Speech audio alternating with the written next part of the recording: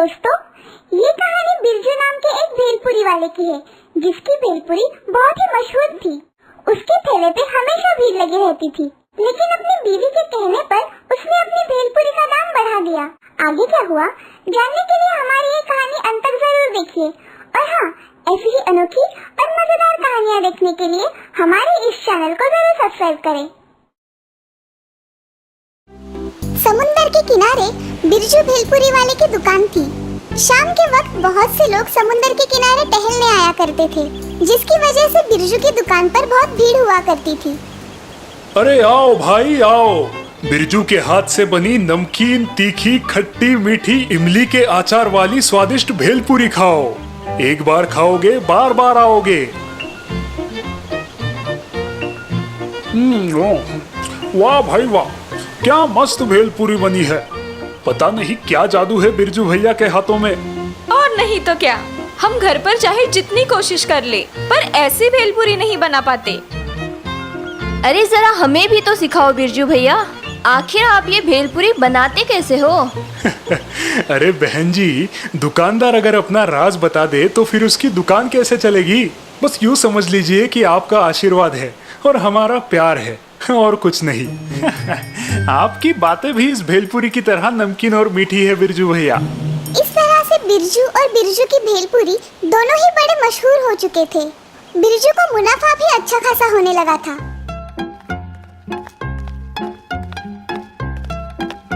अजय जरा सुनो तो, मेरी मानो तो भेलपुरी के दाम जरा बढ़ा दो। ऐसा क्यों भाग्यवान, सब कुछ ठीक ही तो चल रहा है। क्या ठीक चल रहा है?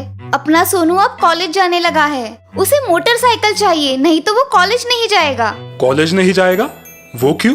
उसके सब दोस्त उस पे हंसते हैं जब वो कॉलेज साइकिल लेके जाता है, और आप भी वो खटारा स्कूटर लेके दुकान जाते हो। मेरी मानो तो हमें अब एक मोटर गाड़ी लेनी चाहिए, और मेरे लिए भी तो एक 9 लखा हार बनाना है। हमारे भी तो कुछ सपने हैं। ठीक है, कुछ करते हैं। और फिर दूसरे ही दिन से बिरजू ने भेलपुरी का दाम बढ़ा दिया। 15 रुपए की जगह अब भेलपुरी हो गई 25 रुपए की। लेकिन फिर भी ग्राहक उसकी दुकान पे आना बंद नहीं हुए, वो तो दिन ब दिन बढ़ते ही जा रहे थे। मैंने कहा था ना, लोगों को अपनी भेलपुरी बहुत पसंद है। मैं तो कहती हूँ दाम और बढ़ा दो। बीवी के कहने पर बिरजू ने अब दाम और बढ़ा दिए। 25 रुपए की भेलपुरी अब 35 रुपए में बिकने लगी। ये देख बिरजू की दुकान के पास जो नारियल वाला था, वो उसके पास आया। ये तुम क्या कर रहे हो बिरजू? दाम इतने बढ़ाओगे तो ग्राहक आना बंद हो जाएंगे। ऐसा मत करो। अरे तुम अपने धंधे की चिंता करो, तुम्हारे नारियल बिकते नहीं तो तुम मुझ पर जल रहे हो। जाओ पहले अपना धंधा संभालो। मुनाफे के साथ साथ बिरजू का लालच और घमंड भी बढ़ता ही जा रहा था। उसने अपनी दुकान पर अब एक नौकर भी रख लिया था, जो भेलपुरी बनाता था। अरे उस इमली के आचार में पानी और गुड़ मिला दो, लोगों को कुछ समझ नहीं आएगा। ज्यादा मुनाफा कमाने के हेतु अब वो भेलपुरी में मिलावट भी करने लगा, जिसके कारण भेलपुरी का स्वाद अब पहले जैसा न रहा। अब उसके ग्राहक भी शिकायतें करने लगे थे। अरे ये तो बहुत ज्यादा मीठी है, और इससे तो बास भी आ रहा है। कौन सा तेल इस्तेमाल करते हो भाई? बिरजू के ग्राहक उस पर नाराज होते जा रहे थे, लेकिन बिरजू को इसकी परवाह नहीं थी। उसके पास अब मोटर गाड़ी भी आ गई थी। अरे भाई, इस भेलपुरी ने तो पूरा मजा ही किरकिरा कर दिया। चलो बाजू में जाकर नारियल पानी पीते हैं। ये क्या? इसमें तो कंकर है। अरे भाई, तुम क्या प्याज की जगह पे भेल में कंकर मिलाते हो? अरे भाई, इतना चिल्ला क्यों रहे हो? अब समंदर के किनारे हमारा ठेला है, तो जरा सी रेत आई होगी हवा के झोंके से। ज्यादा पैसे मिलने की लालच से अब बिरजू का स्वभाव भी बदल चुका था। तुम ग्राहकों से इस तरह से पेश आते हो? हाँ, जानते भी हो तुम किससे बात कर रहे हो? मैं फूड इंस्पेक्टर हूँ। तुम्हारे इस भेल की बहुत सी शिकायतें आई है हमारे पास। जी वो मुझसे गलती हो गई। अगर गलती हुई है तो सजा भी तो मिलनी चाहिए। तुम्हारा लाइसेंस जब्त किया जाता है। अरे नहीं हुजूर, अरे ऐसा मत कीजिए, मैं गरीब आदमी हूँ, ऐसा मत कीजिए। मोटर कार में घूमते हो और खुद को गरीब कहते हो? शर्म आनी चाहिए तुम्हें। बिरजू भेलपुरी वाले का लाइसेंस जब्त हो गया। पैसों के लालच में आकर मैंने अपने धंधे में ही बेईमानी की है। भगवान, मुझे माफ कर देना, मैं दोबारा ऐसी गलती नहीं करूंगा। देखा दोस्तों, बढ़ते मुनाफे के साथ साथ बिरजू भी कैसे घमंडी बनता गया। उसका ये घमंड ही उसके व्यापार को ले डूबा।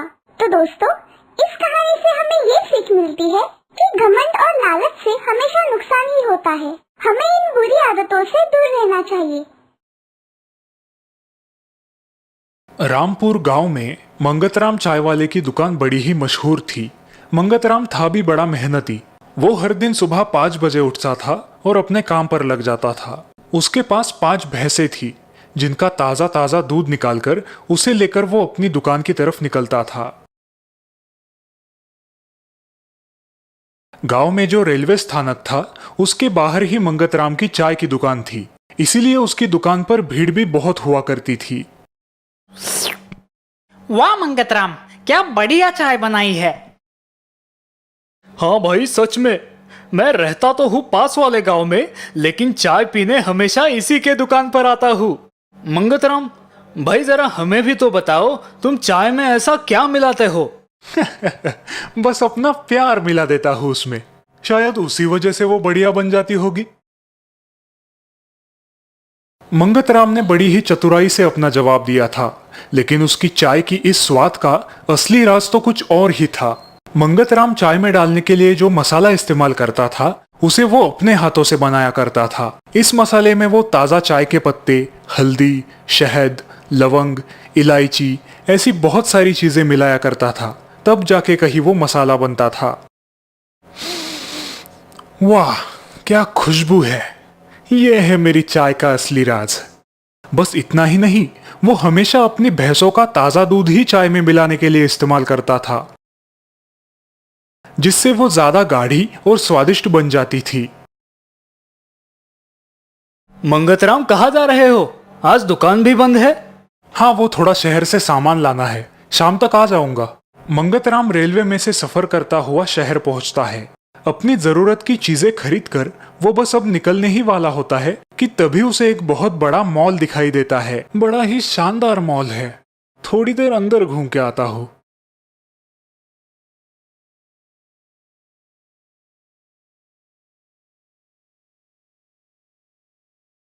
अचानक मंगतराम को मॉल के अंदर एक बड़ी सी चाय की दुकान नजर आती है और वो वहां पे चाय पीने बैठता है। जरा मैं भी तो देखूं इस चाय का स्वाद। हे भगवान, ये चाय है या कोई कड़वी दवा? मैं तो इसे नहीं पी सकता। 25 रुपए। 25 रुपए एक चाय के? दुकान में बैठे बाकी के ग्राहक मंगतराम की तरफ बड़ी अचरज से देखने लगते हैं। बेचारा मंगतराम पैसे देकर दुकान से बाहर निकलता है। मैं ही पागल हूं जो गांव में 5 रुपए में चाय बेच रहा हूं। अगर मैंने भी दाम बढ़ा दिए होते तो आज तक मेरी भी इस गांव में एक आलीशान चाय की दुकान होती।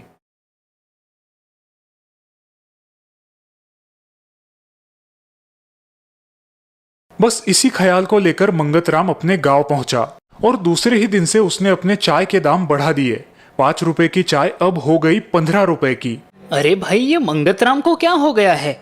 अचानक इसने चाय के दाम बढ़ा दिए। पता नहीं, लेकिन अब चाय भी थोड़ी फीकी ही लग रही है। लोगों की बात सच थी। मंगतराम ने अब खुद अपने हाथों से चाय का मसाला बनाना छोड़ दिया। वो अब शहर से चाय मसाले के पैकेट मंगवाता और उसी को चाय बनाने के लिए इस्तेमाल करता। इतना मुनाफा तो मुझे पहले कभी नहीं हुआ। मुझे और भी कोई तरकीब ढूंढ निकालनी होगी। मंगतराम की सोच अब इतनी बदल गई थी कि उसने अपनी भैंसों की दूध में अब पानी मिलाना भी शुरू कर दिया, जिससे उसकी चाय का स्वाद और भी फीका हो गया। धीरे धीरे ग्राहक उसके दुकान में आना बंद करने लगे। अरे रे, ये क्या है मंगतराम? ना स्वाद है, ना रंग है, और ना ही वो पहले जैसी खुशबू। लगता है अब तुम चाय में अपनी प्यार की जगह पे कुछ और ही मिला रहे हो। नहीं तो, सब कुछ तो पहले जैसे ही है। यहाँ पे तो ऐसे ही चाय मिलेगी। आपको पीना है तो पीजिए, वरना अपना रास्ता नाप लीजिए। मंगतराम की बढ़ती लालच के साथ साथ अब उसका स्वभाव भी बदल गया था। वो अब अपने ग्राहकों से बड़ी ही बेरुखी से बात करता, जिसकी वजह से अब लोग उस पर नाराज हो गए थे। ये मंगतराम तो लूट कर रहा है, इसे मजा चखाना ही होगा। अगले दिन जब मंगतराम अपनी दुकान पे आता है तो वो देखता है कि उसकी दुकान के सामने चाय की दूसरी दुकान शुरू हो गई है। चाय ले लो भाई, चाय, गर्मा गर्म स्वादिष्ट खुशबूदार चाय, वो भी सिर्फ 5 रुपए में। लोगों की भीड़ अब उस दूसरी दुकान पर होने लगती है। अरे वो देखो, चाय की नई दुकान। चलो चलो वही चलते हैं, उधर दाम भी तो सस्ता है। हाँ वही चलते हैं। वैसे भी इस मंगतराम की चाय में अब पहले जैसा स्वाद नहीं रहा। ये सब देखकर और सुनकर मंगतराम दुखी हो जाता है। एक ग्राहक उसका ये दुखी चेहरा देखकर उसके पास आता है। मंगतराम, पहले तुम चाय में प्यार मिलाया करते थे और अब लालच, ये सब उसी का नतीजा है। अब भी कुछ नहीं बिगड़ा, सुधर जाओ। ग्राहक भगवान का रूप होते हैं और मैंने उन्हें ही धोखा दिया है। मुझे अपनी ये गलती सुधारनी ही होगी। उस दिन से मंगतराम ने अपनी सोच फिर से बदली। उसने वो सारे मसाले के पैकेट्स फेंक दिए और दूध में पानी मिलाना भी बंद कर दिया। उसने चाय के दाम भी फिर से 5 रुपए रख दिए और दुकान का नाम भी बदल दिया। चाय ले लो भाई, चाय, प्यार वाली चाय, गर्मा गर्म स्वादिष्ट खुशबूदार प्यार वाली चाय। बरसों पहले की बात है। एक गांव में मक्खीलाल नाम का एक आदमी रहता था। उसकी बहुत बड़ी दूध की दुकान थी।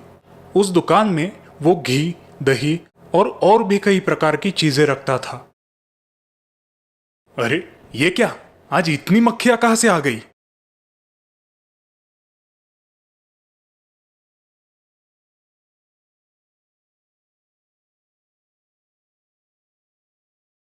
ओ मक्खीलाल चाचा, मुझे 2 किलो घी देना। हाँ बेटा, अभी देता हूँ।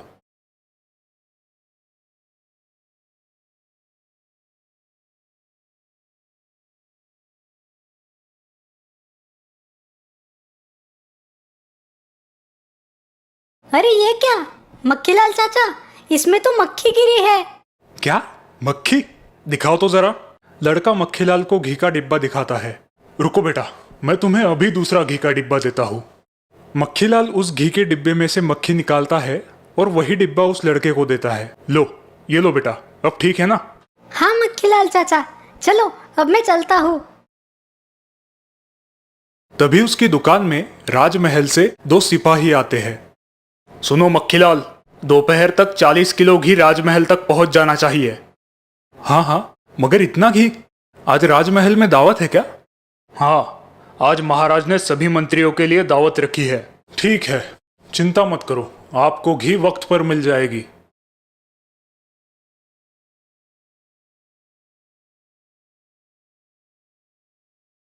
सुनो सुखीलाल, आज दोपहर तक 40 किलो घी राजमहल में पहुंचाना है। चलो जल्दी जल्दी काम पर लग जाओ। पर मालिक, 40 किलो घी बनाने के लिए अपने पास इतना दूध ही नहीं है। एक काम करो, जितना भी दूध है उसमें आधा पानी मिला दो, इससे काम हो जाएगा। पर मालिक, ऐसा करना ठीक नहीं रहेगा। अगर ये महाराज को पता चल गया तो वो अवश्य हमें दंड करेंगे। तुम चुपचाप अपना काम करो, वरना निकल जाओ यहां से। ठीक है मालिक। सूखीलाल दूध में पानी मिलाता है, फिर भी दूध कम पड़ता है। सूखीलाल अपने मालिक के पास जाता है। मालिक, मैंने दूध में पानी मिलाया, फिर भी 40 किलो घी नहीं हो रहा है। अब हम क्या करें?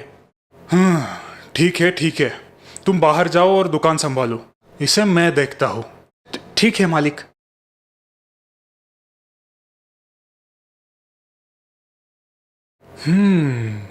क्यों ना मैं इसमें वनस्पति तेल मिला दूं? मक्खीलाल पास ही में रखा वनस्पति तेल का डिब्बा उठाता है और घी में मिला देता है और घी का डिब्बा पूरा भर देता है। हाँ, अरे वाह, मेरा काम तो हो गया। अब इसे जल्दी राजमहल पहुंचाना होगा। मक्खीलाल घी लेकर राजमहल जाता है और घी का डिब्बा देकर घर की ओर निकलता है।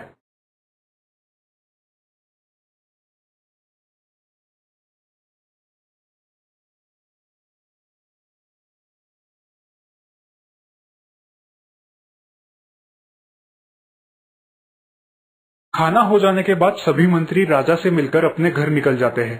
राजा सभी को मिठाई का एक एक डिब्बा देता है। खाना हो जाने के बाद सभी,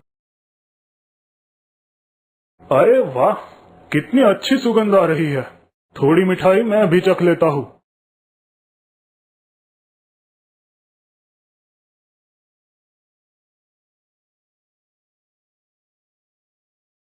मिठाई खाकर राजा बीमार पड़ जाता है।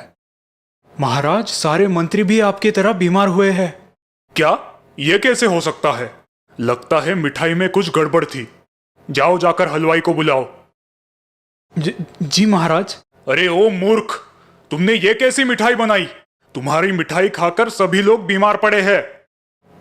महाराज, मैंने तो सभी चीजें बराबर डाली थी। मुझे नहीं पता महाराज। महाराज, मुझे लगता है कि मक्खीलाल की घी की वजह से यह सब हुआ होगा। क्या तुम्हें पूरा यकीन है कि ये सब उस घी की वजह से बीमार पड़ गए हैं? हाँ महाराज, क्योंकि उस घी में से मुझे वनस्पति तेल की खुशबू आ रही थी। इसका मतलब मक्खीलाल मिलावट करके सभी को धोखा देता है। सेनापति, 2 सिपाहियों को मक्खीलाल के घर भेजो और नजर रखने बोलो। जी महाराज। दोनों सिपाही मक्खीलाल के घर के पास पहुंचते हैं और छुपकर देखने लगते हैं। तभी मक्खीलाल दूध में पानी मिला रहा था। अरे ये क्या? ये मक्खीलाल तो मिलावट करके सभी लोगों को फंसा रहा है। हाँ, हमें इसे रंगे हाथ पकड़कर महाराज के पास ले जाना चाहिए। हाँ, चलो जल्दी। सिपाही मक्खीलाल के घर जाते हैं और मक्खीलाल को रंगे हाथ पकड़ते हैं। दूध में मिलावट करते हो? चलो अब महाराज के पास चलो। नहीं, मुझे माफ कर दो। चलो, तुम्हें जो भी कहना है महाराज के सामने कहना। सिपाही मक्खीलाल को लेकर राजमहल आते हैं। महाराज, इस मक्खीलाल को हमने रंगे हाथ पकड़ा है, दूध में पानी मिलाते हुए। क्या इसका मतलब तुम सभी लोगों को फंसाते हो? मुझे माफ कर दो महाराज, मुझसे गलती हो गई। मैं दोबारा ऐसा काम नहीं करूंगा।